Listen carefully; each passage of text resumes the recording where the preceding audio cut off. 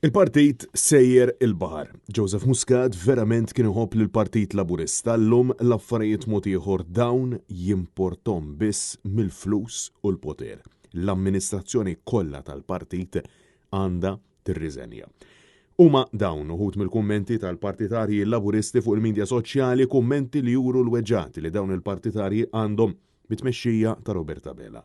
Wara r-riżultat elettorali ta' 8 ta' Ġunju illi għadda il-qasma fih dan il-Partit Laburista, suppost immexxi minn Bela, ħarġet fil-beraħ b'mod mill-aktar ċar kif il-kurituri kemm taċ-Ċentru Nazzjonali Laburista u anke ta' Kastilja hemm qasma evidenti bejn żewġ klikek, dik ta' Roberta Bela u dik ta' Joseph Muscat. Roberta Bela spiċċa mingħajr iż-żewġ deputati tiegħu wara r-riżenja ta' Denny Mkallef minn deputat mexxej għall-affarijiet tal-partit u proċeduri fil-qorti fil-konfront ta' Chris Fern illi waslu biex warrab minn deputat mexxej għall-affarijiet tal-Parlament. U fil-waqt illi n-nomini jalqu fit-23 u l-24 ta' Awwissu bl-elezzjonijiet skedati għat 13 u l-14 ta' Settembru, il-ħidma tal-klikka ta' Muscat biex tokkupa l-karigi għolja fiċ-Ċentru Nazzjonali Laburista għaddejja ġmiela tant illi ġabet lil Roberta Bela frokna maħajt. Dan kif wara li l-eks segretarju ġenerali u ħabib ta' Muscat Jason Mkallef ħabbar illi kien se jikkandida għal deputat mexxej, Bela għamel dikjarazzjoni li xejn ma niżlet tajjeb mal-Laburisti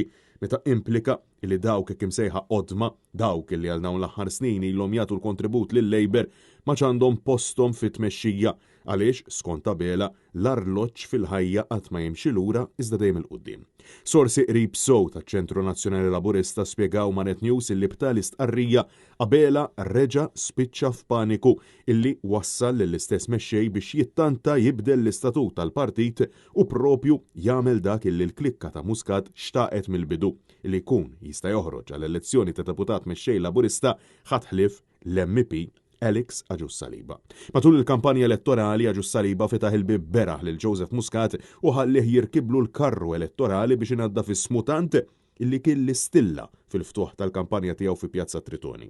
Li Agius Saliba u Roberta Bela fl-aħħar ġimgħat ma kinux qed jaraw għajn majn mhux sigriet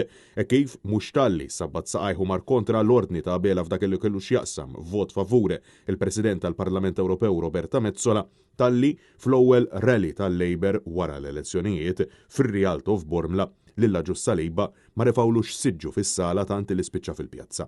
U min ebda siġġu fis-sala għaliex u ta' Muscat, Roberta Bela spiċċa issa sfurzat jiftaħlu l-bib beraħ biex ipoġġi ma' ġembu bħala deputat mexxej għall-affarijiet tal-partit. Bid-deputat mexxej ieħor illi lest ikun is-suċċessur ta' Chris Fern kollox qed jindika illi se jkun il-Ministru Ian Borg, ieħor minn ta' Muscat, ieħor illi kien mistieden fil-ftuħ tal-kampanja ta' Alex Agius Saliba, ieħor illi jismu anke fis-sala tal-att tal-voti diġà kienet jissemma għal plaġenti laburisti bħala suċċessur ideali mhux biss ta' Fern iżda anke ta' Roberta Bela.